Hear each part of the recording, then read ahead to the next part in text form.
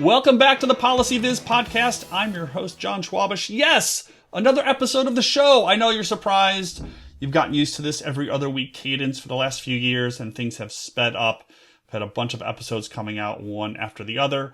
Well, there's a lot to respond to in the world of data and statistics and data visualization. So I am working fast and furiously to get that timely information to you. And on that note, today I welcome David Wessel, Director of the Hutchins Center on Fiscal Monetary Policy at the Brookings Institution. David spent a long time at the Wall Street Journal before going over to Brookings. He and I have worked together for many years, most recently on the Data User Advisory Committee at the BLS, which has been canceled under the new administration in the White House. But I invited David to join me on the show to talk about the state of the American job market, and also, importantly, I think for people who are listening to this show, the state of the federal statistical and data agency ecosystem. What does it mean to have revisions to BLS or census data? What does it mean to have attacks by members of the political class on the BLS, the Census Bureau, the Bureau of Economic Statistics? So we talk about all these different issues. We talk about what private businesses may be doing to fill in the gaps, what are state and local government agencies doing to fill in the gaps, all the sorts of things that are important when it comes to the bedrock of data visualization, which is obviously the primary focal point of this show. But the focal point, the baseline, the bedrock of good data visualization is good data. And if we don't have good data, then we are just painting pictures. So David is an expert in the field, and he has been talking about and thinking about these issues for a long time. So I was very pleased to have him join me on the show for this week's episode of the Policy Viz podcast. And so here's my interview with David Wessel from the Brookings Institution.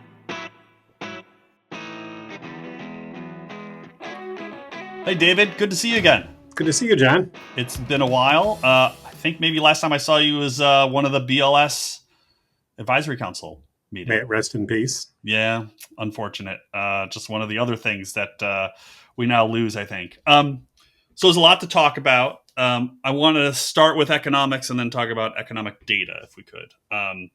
So job numbers have been coming out fast and furious the last couple months, showing, I think, kind of a weakening or slowing job market. And I'm curious what your take is. It's sort of mid-September now, so kind of in between the two numbers. But what do you see happening? What's your take? Well, it seems to me that the job market is weakening. I think the recently revised numbers underscore that the pace of hiring has slowed. And I'm also a bit influenced by the historical pattern that when there are a lot of downward revisions, that often happens at turning points in the economy. So my story seems to be that there was a lot of uncertainty. We've worn out two words: uncertainty and unprecedented. Mm-hmm. There was a lot of uncertainty, and there was some hesitation, and people weren't sure what was going to happen to tariffs and stuff. But it feels to me like we're past the waiting period, and employers are beginning to plan on a slowing economy, and that means less hiring. Yeah. And are you looking at this by sector? Are you seeing, for example, auto sector being slower than others, or is it too early to tell, too soon to tell? Well, for a long time, it looked like we were in a period of post-COVID catch-up. Mm-hmm. So like one of my colleagues here has a nice chart showing employment by sector compared to where it was just before the pandemic. And you could see that hospitality was taking a long time to get back to pre-COVID levels. Maybe it never will. But basically, I'm not seeing much. I haven't looked much sector specific. I'm thinking more of the general zeitgeist of the economy. Mm-hmm. Yeah. So you mentioned the downward revisions, and maybe I could ask you two questions here.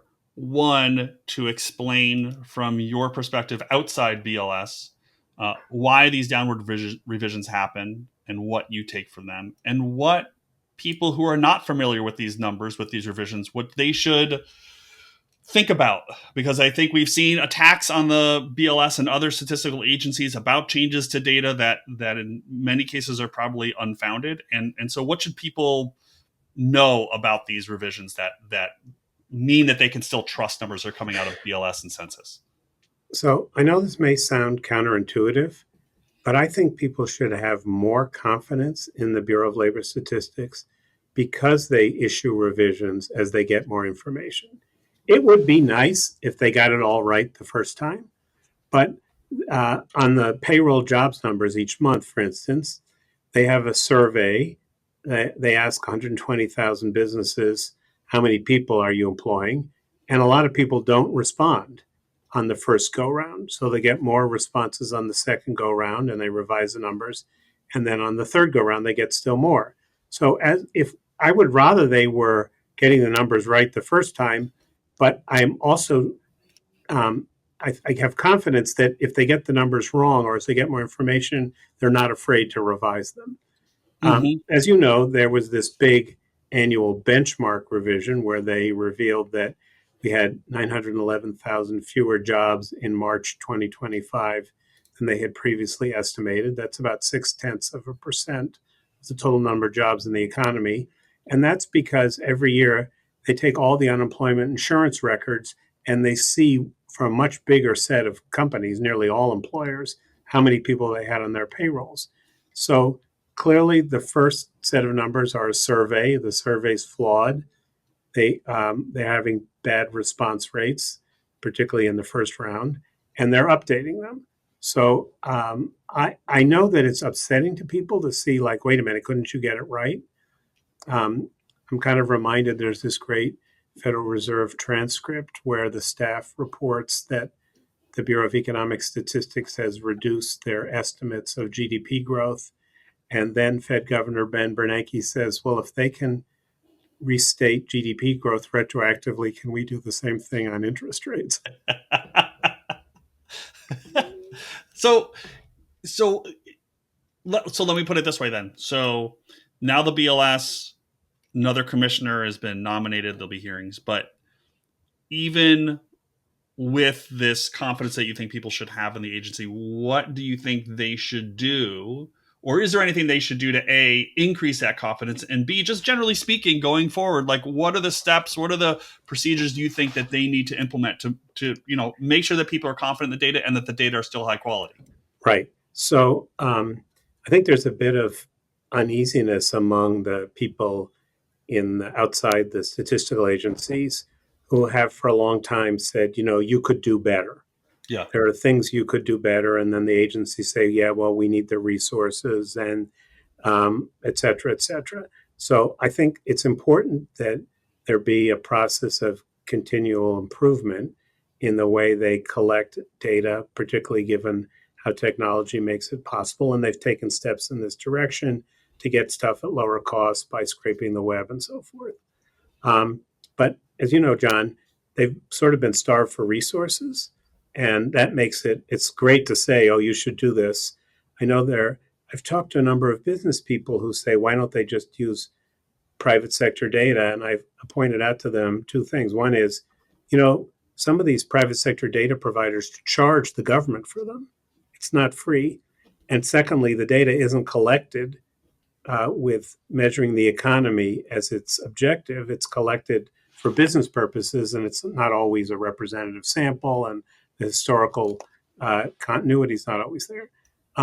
Third, I think that the problem we have is that the president has created the impression that he's going to fire people who don't give him the numbers they want. Mm-hmm.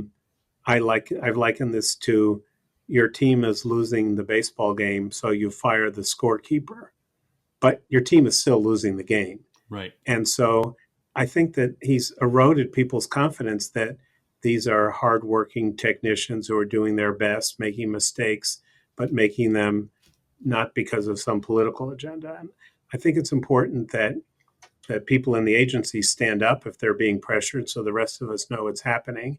And it's important that people outside the agencies emphasize the importance of having good, unbiased data, even if it's imperfect. Mm. And what what, from your perspective, is the long-term risks of those continued attacks, be it on management or on the analyst level? Well, they've already lost a lot of people at the BLS. Yeah.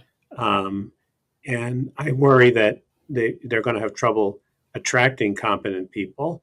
Also, if people don't believe the numbers, then they're going to leave open the possibility that other numbers, which may not be as well founded as the BLS numbers, will take over. I mean, one thing that just a good example of how dangerous this is, the Treasury sells a lot of bonds that are inflation protected, and your return on the bonds is pegged to the consumer price index. And if people think that the consumer price index is being monkeyed with for political reasons, are they going to be willing to buy those bonds? Or if they do, are they going to demand a premium, which means the government has to pay more for them? Hmm. So I think also that it's not just what's going on at the BLS, it's what's going on at the Federal Reserve, it's what's going on in the firing people at independent agencies, it's the attacks on higher education. So the whole thing tends to erode people's confidence or trust in the government, which hasn't been that high anyways. Hmm. And so that does two things. One is it makes it really hard for the government to actually fix things that need to be fixed that require the trust of the people. And secondly, the United States is the world's largest borrower. And if people start to suspect that our numbers are being cooked, our central bank isn't independent, they're going to demand slightly higher rates when they lend us money, and that's going to cost us all. Right. Now, in your conversations with businesses, have you heard businesses making any sort of pivot in their reading of data? Are they relying more on their own internal data or data that they can buy from other private sector organizations? Well, I think, first of all, businesses in general on this question have been profiles in no courage. It's very hard to get the chief economist at a Fortune 500 company to come on the stage at Brookings and say, good economic data is good for business, good for the economy, good for America. Secondly, I think everybody is thinking about, well, what happens if we wake up one morning and the Bureau of Labor Statistics says, well, we don't like all these revisions, so we're only going to issue numbers every other month or something. I Hmm. think people will turn to alternative. There are some alternative data sources out there. It's uncomfortable because a lot of them are benchmarked to the BLS or the census data. But yes, I mean, I haven't heard anybody who's any more relying on private data. I mean, as you know, a lot of businesses seem to rely more on anecdotes than data when it Hmm. comes to judging the economy, anyways. But I think people are beginning to say, what are the alternatives? And I think we have some options. I mean, there's this um, people who did the Billion Price Project who scrape retail prices at five major retailers. They got going because Argentina was cooking the books on its inflation numbers, so they tried to come up with an alternative. And I think that people will be, if the government numbers start to differ substantially from what privately gathered data suggests, and there starts to be reports from insiders at the agencies that they're not allowed to do their jobs, then people will begin to rely more on private data. Yeah. And have you talked to anyone, or have you thought about what folks at state and local level, particularly in the government, should do? I mean, just take for example, maybe faith in the CDC vaccine recommendations is going to decline, and so instead of going to the CDC website, I go to the, my state's Department of Health website. Like, what are some of the solutions or actions that state and local agencies might need to take? That's a good question. I think to the extent that state and local governments are relying on federally gathered data, they may want to do more data gathering on their own. Um, and it's not as hard as it used to be. Yeah. It's difficult, especially given people currently have survey fatigue. But yeah, if I were running a state or a local economic development thing, I'd want to think about, is there a way that I can get a handle on what's happening in my state that doesn't depend on the BLS? And I think also that they can help. They have a responsibility to help build trust in the local government even if people are losing trust in the federal government. Because as we know, the surveys generally show people seem to trust their local government more. Mm-hmm. Um, uh, you know, but it's a bit scary, and it's scary because things that we used to take for granted, we can no longer take for granted. I don't believe that any of the numbers from the BLS or the Bureau of Economic Analysis or the Census Bureau have been cooked. I think we would know if they had been. But am I 100% confident that I will be able to say that in 3 months, 6 months, 9 months, and 12 months? No. Mm-hmm. And that's not something that I would have thought in my 35 years in Washington I would ever say. Right. You mentioned the Census Bureau. I'm curious on your thoughts about this. I'll call it a proposal, though I'm not sure how formal it is, but the administration has proposed either sort of changing the census or some sort of other census that wouldn't count people who live in the country without legal status. And I'm curious what you think the impacts of that would. I mean, we can put aside whether they would actually do it, but like what the impacts would be of that alternative would be. Well, the first thing to say is that this kind of is an ugly reminder of some of our history. You know, the 3/5 compromise, where we count some people as less than other people. In that case, it was slaves, and it was largely for political reasons. So obviously, there are a lot of communities that have higher than concentrations of people who are undocumented. And so they would lose census money and local federal aid to education money and maybe even congressional representation as a result. I understand the president's argument, like, you should only count citizens and all that stuff. I haven't actually, it's a good question. I should look, maybe John, how it works out regionally. I mean, for instance, so the Republicans seem to think that Texas is a right place to elect Republicans, but my guess is that Texas has a disproportionate number of undocumented. Would that reduce the growth of the Texas population enough to affect one congressional seat? So I can't think of anything good to come out of it, and it's part of a rather unfortunate, or not rather, very unfortunate xenophobia and war on immigrants. Yeah. I'm just looking this up because I did some work on this and basically looked at the share of people without legal status that were calculated by Pew as a share of the total population. And I think the state with the greatest share is Nevada, followed by Texas, followed by New Jersey and Florida, and then California a little bit lower down. So, yeah, I mean, it would definitely impact certainly potentially the apportionment if it were used in that way, but also the provision of federal state grants. Exactly. And do you think that that's just generally speaking that people just don't understand how census data are used, or people just don't care, and it's more of a, at this point it's a political argument, and so people are okay with that? Well, first of all, I don't know who these people are you're talking about. I'm sure that most people have no idea that this is going on, right? Yeah, right. Okay. There's a little bit of a Washington bubble. They can tell you that the price of coffee is up a lot. Right. Yeah. But no, I think it's. I don't think people. I know there's been all these campaigns every time we do the decennial census to help people understand that you should really cooperate because it may have to do with how much money your local school gets and stuff. Yeah. But in general, I don't think people understand. And I think it's mostly part of President Trump picking up on the antipathy that some Americans have towards immigrants. And it's just one more facet of that. Yeah. Yeah. And as you say, I don't know whether it's legal under the 14th Amendment and all that stuff. That's going to be on my pay grade. Right. Can you help people? We've talked about falling response rates just a little bit, but can you help people understand? I mean, the obvious answer is survey fatigue. People just don't like to answer surveys. But is there a more nuanced answer to that question of why? Yeah. I mean, first of all, the survey fatigue is a real thing.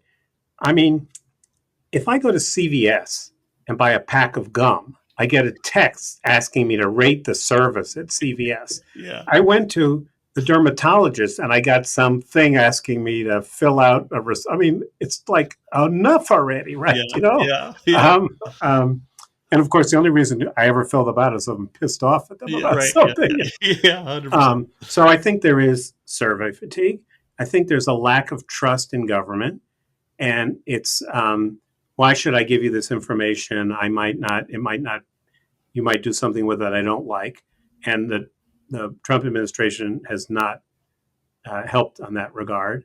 And then I think the other thing is that um, these things are the same. One is trust in government, and the other is privacy. Mm-hmm. And some people, I mean, it's kind of interesting. I find that younger people are less worried about that. They assume that everybody knows what they're doing. They put it on Facebook and Instagram. So off one more thing.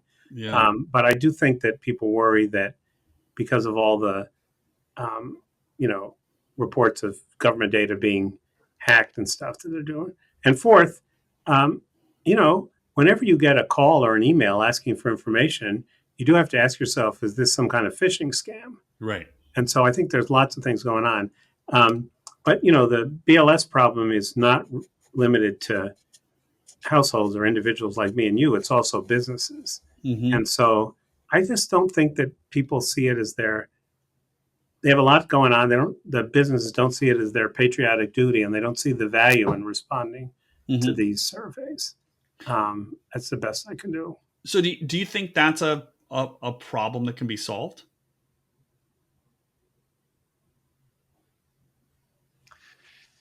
I hope so. The Federal Reserve does this extensive survey of consumer finances, Mm-hmm. and they had trouble getting people to respond, particularly rich people, and so they pay them. Mm-hmm. So I think that we can make the surveys easier. We could probably think harder, and I know the Census and BLS think about this. When you tell somebody this is going to take 40 minutes, your first reaction is, yeah, right. And then also, we do know that there are now more and more administrative data that can allow us to get a lot of information without doing the surveys. Mm-hmm. We still have to do surveys, and the administrative data is not always up to date. But more and more, we should be able to get some of the information from administrative data, government records. JP Morgan Chase does a hell of a lot anonymized with the people who have accounts at JP Morgan Chase, telling us a lot about the economy.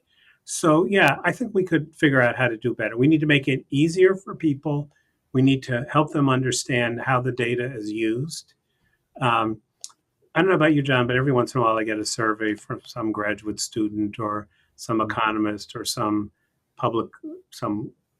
PR firm that wants to know, my impression. And mostly I turn them down because I'm too busy. But I do appreciate it when, if you do participate, then they send you the results.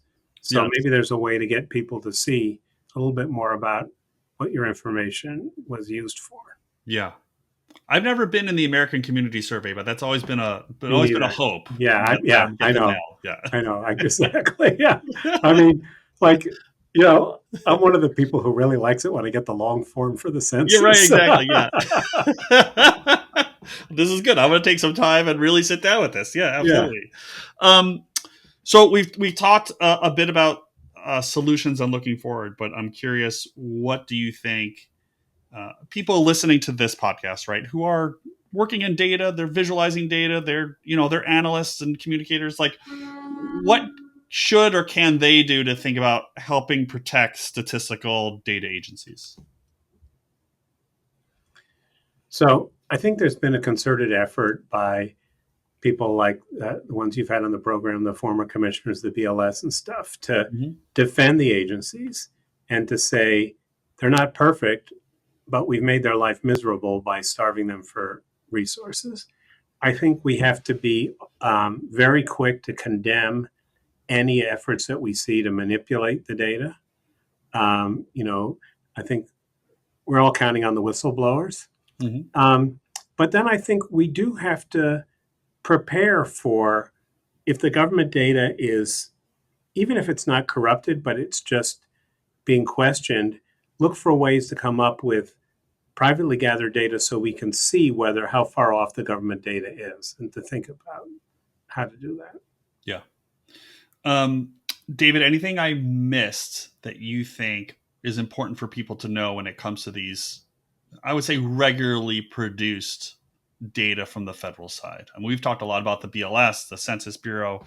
Um, I mean, there's just so many data sets out there for people to think about. But Right. So I think yeah. there's there's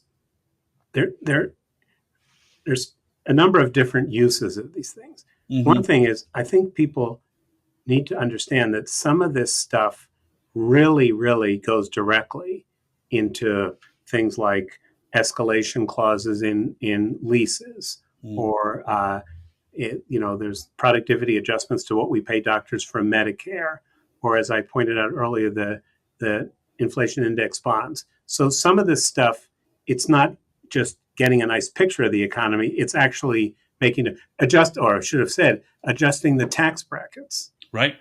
stuff. So, like getting these numbers right affects us all because of all these escalators.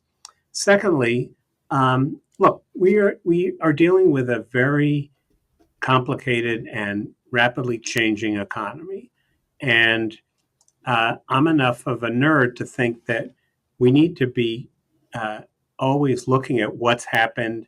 How much did the letting China into the World Trade Organization affect employment and where? And how should that inform our relationship to China? If we worry about why some children of poor people seem to have a hard time getting out of poverty themselves, which government programs, whether it's food stamps or Head Start or Medicaid or giving money to schools or whatever, have the most bang for the buck? And people have a lot of opinions about that, Mm-hmm. and it's easy on the bumper sticker level. But if you really want to make good decisions about how do we make life better for most Americans, um, you do need some foundation of academic, rigorous research, which requires data. And I don't think people generally understand how much of the social programs we have are influenced by the research that people have done before. I mean, Mm-hmm. just take for an example the Earned Income Tax Credit. It's one of our biggest anti poverty programs. It's a bonus that we pay low wage workers. And it has survived in part because there's good data on what effect it has on people's willingness to work or the well being of their children and stuff like that. So without good data to fund that honest researchers can do, and sometimes we'll discover some programs don't work and we can get rid of them, we'll be driving blind. And so I think it has both short term, the tax indexation, and long term implications if the data gets worse. Yeah. David, thanks so much for coming on the show. Sure. Really interesting to talk to you again. And hopefully they'll have a user advisory group put back together at some point, and we'll see each other then. I hope people appreciate that we had to pay for our own lunch at those things. That's right. So That's we right. weren't wasting All any day. government All day. resources. That's right. That's right. All day for those meetings. All right. All Thank right. you, David. Take care. Appreciate Thanks, it. John. You too. Bye. Thanks for tuning in, everybody. Hope you enjoyed that. Hope you learned a lot. Please make sure you stay tuned to the show. I've got lots more episodes coming up. Going to do some pivoting here and there. Going to talk about data visualization. We're going to talk about data visualization in the real world. We're going to talk about maps. We're going to talk about some books. I've got some good stuff coming your way, as well as continuing to talk about threats to the federal statistical and data agency ecosystem and threats to federal and local data. Please be sure to rate, review the show wherever you get it. Hope you're enjoying it. And if you want mine, if you have one of my books, Better Presentations, Better Data Visualizations, Data Visualization in Excel, please take a moment, rate or review the book wherever you get it, Amazon, Goodreads, or wherever else you are purchasing your books. So that's all I've got for you. Until next time, this has been the PolicyViz podcast. Thanks so much for listening.